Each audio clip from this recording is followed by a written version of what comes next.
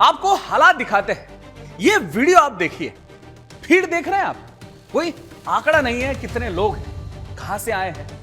आप कंफ्यूज मत हो जाइएगा, ये इराक, ईरान या पाकिस्तान नहीं है, ये महाराष्ट्र का छत्रपति संभाजी नगर है। हजारों लाखों की भीड़ क्या करने आई है जानते हैं? इज्तिमा करने। हां, कहा तो यही गया है कि दीन की बात होगी, गलतियां सुधारने की बात की जा रही है, लेकिन तबलीगी इज्तिमा का असल मकसद किसी को पता नहीं है। 400-500 एकड़ का पूरा मैदान मुसलमानों से पैक है। मीडिया और कैमरा को तो ऑब्वियसली बैन किया गया है। यह बात कहीं ना कहीं शंका पैदा कर रही है, डाउटफुल है। अब ये तो जाहिर है कि लाखों मुसलमान सिर्फ दीन की बात करने के लिए तो नहीं आए होंगे बसों ट्रेनों में भरकर, तो यहां किस लिए आए? कुछ तो मकसद होगा।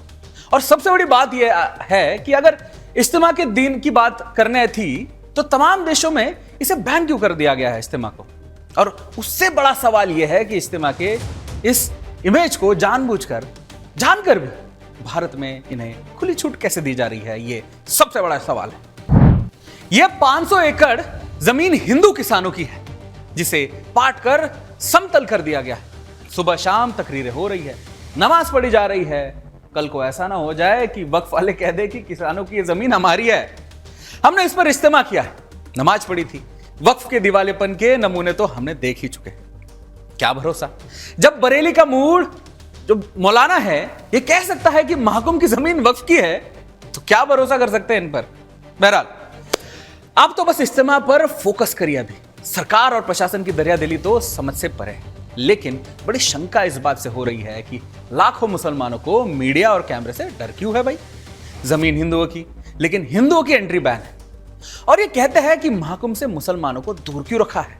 अरे तुम्हारे कर्म ही ऐसे है, थूकते रहोगे, पता नहीं क्या क्या, गैर मुसलमानों को काफिर मानते रहोगे, तो फिर पवित्र कुंभ में कैसे आने दिया जाएगा?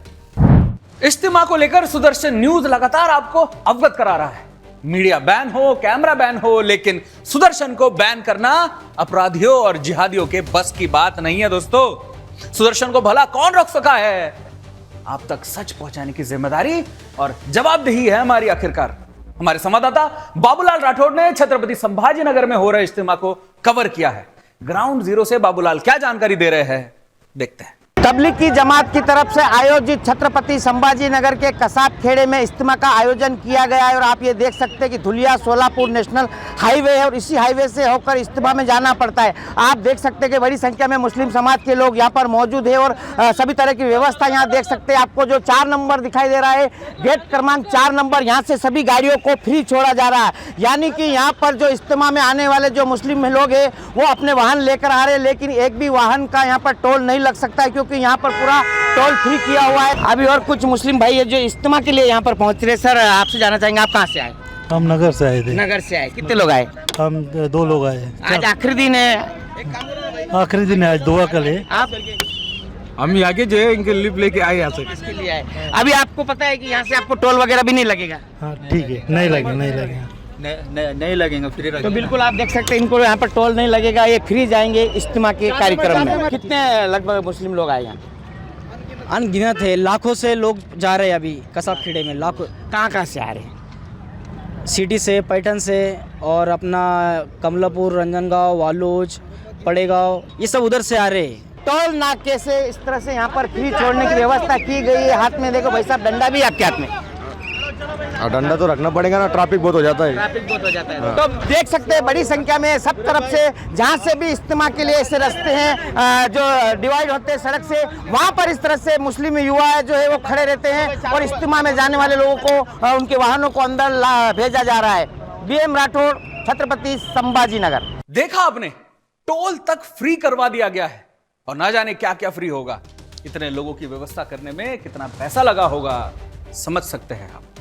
सोर्स क्या होगी, फंडिंग कहां से हुई होगी? हो सकता है सरकार और प्रशासन को पता हो, बस मकसद पता नहीं है। हमारे संवाददाता ने पता करने की कोशिश की है, देखते हैं। अभी जो अपने जिले के जो लोग हैं, औरंगाबाद जिले का है ये, तो तकरीबन 1-2 इतने तो बहुत बाहर से भी बहुत आ रहे हैं ना गाड़ियाँ, बड़ी बड़ी। हाँ, बाहर से बोले सब अपने औरंगाबाद जिले के लेवल तक ही चाहिए, तो फिर भी 1.5-2 लाख रुपए लोग इसके अंदर हो जाते हैं। 1.5-2 लाख नमाज पढ़ेंगे बोले तो ऐसा अंदाजा आ रहा है कि 2 से 2.5 लाख पब्लिक का आने का अनुमान है। और जो लोग ये जा रहे थे यहाँ पे टोल वगैरह भी फ्री कराया आज। टोल अभी 4 नंबर का ऐसा मालूम गिरा है कि 4 नंबर का जो गेट है वो टोल फ्री में करवाया है। हाँ, ऐसा मालूम गिर रहा है। इज्तिमा के नाम पर जो मनमानी महाराष्ट्र में चल रही है वो आपके सामने है। क्या आपने कभी सोचा है कि ये इज्तिमा, ये विशाल इस्लामी आयोजन मुस्लिम समुदाय के लिए इतना महत्वपूर्ण क्यों है? भाई इंपॉर्टेंस क्या है? इसमें हर साल दुनिया भर के लाखों मुसलमानों को एकजुट किया जाता है, लेकिन क्या आप जानते हैं कि कुछ मुस्लिम देश में इज्तिमा पर कड़े प्रतिबंध लगाए गए हैं, बैन है? क्या यह सिर्फ एक आयोजन है या इसके पीछे कुछ और भी है? हम आपको बताएंगे कि क्या इज्तिमा पर बैन लगा है और इसके खतरनाक परिणाम क्या हो सकते हैं। सबसे पहले हम जानते हैं कि इज्तिमा पर बैन लगाने वाले देशों की लिस्ट में कौन कौन से हैं। अब हम आपको ग्राफिक्स के जरिए दिखाने का प्रयास करते हैं। सबसे पहला देश हमने आपको पहले भी बताया है, सऊदी अरेबिया, जो कि सबसे बड़ा इस्लामिक देश है। फिर उसके बाद ईरान, तीसरा है अफगानिस्तान, फिर है पाकिस्तान, फिर है इंडोनेशिया, फिर है मलेशिया, फिर है तुर्की, फिर मिस्र और फिर बांग्लादेश और संयुक्त अरब अमीरात यानी यूएई। अब सवाल यह उठता है कि क्यों इन देशों में इज्तिमा पर बैन लगाया गया है। आपको लगा होगा कि यह एक साधारण इस्लामी सभा है जहां लोग इबादत के लिए इकट्ठा होते होंगे। बिल्कुल नहीं, यह सिर्फ इबादत नहीं है। इज्तिमा का असल मकसद सिर्फ इस्लामी शिक्षा देना नहीं है, इसके पीछे एक बड़ी रणनीति छुपी है, जिहाद का प्रचार। इज्तिमा का मंच उन विचारों को फैलाने का काम करता है जो समाज में असुरक्षा पैदा करते हैं और लोगों को चरमपंथ की ओर ले जाते हैं। आपने सुना होगा कि इज्तिमा के माध्यम से मुस्लिम युवाओं का ब्रेन वॉश किया जाता है। उन्हें यह सिखाया जाता है कि किस तरह काफिरों से जंग लड़ी जाए, उन्हें कैसे मारा जाए और कैसे उनका तख्ता पलट किया जाए। यह वो खतरनाक मंसूबे हैं जो इज्तिमा के मन से फैलाए जाते हैं और यही वजह है कि कई देशों में इन पर कड़ा बैन लगाया गया है।